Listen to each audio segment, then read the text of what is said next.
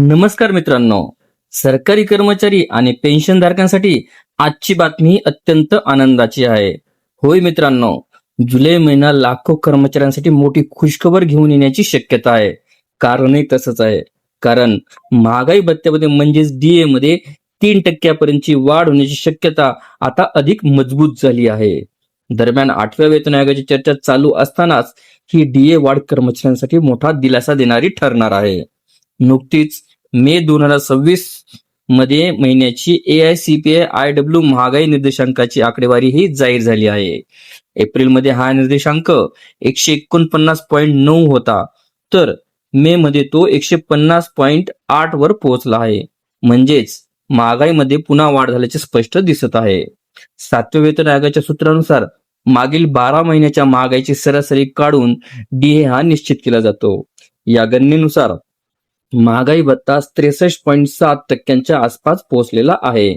सध्या केंद्रीय कर्मचाऱ्यांना 60% डीए हा मिळत आहे.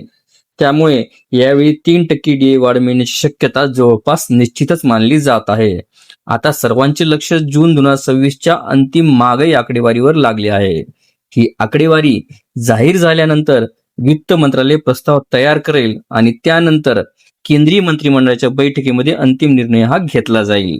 जर सरकारने मंजुरी दिली तर सप्टेंबर किंवा ऑक्टोबर मध्ये अधिकृत घोषणा होऊ शकते. महत्वाची बाब म्हणजे ही वाढ जुलै 2026 पासून लागू होण्याची शक्यता असल्यामुळे कर्मचाऱ्यांना 2 ते 3 महिन्याची थकबाकी सुद्धा मिळणार आहे. म्हणून सरकारी कर्मचारी आणि पेन्शनधारकांसाठी ही बातमी अत्यंत महत्वाची आहे.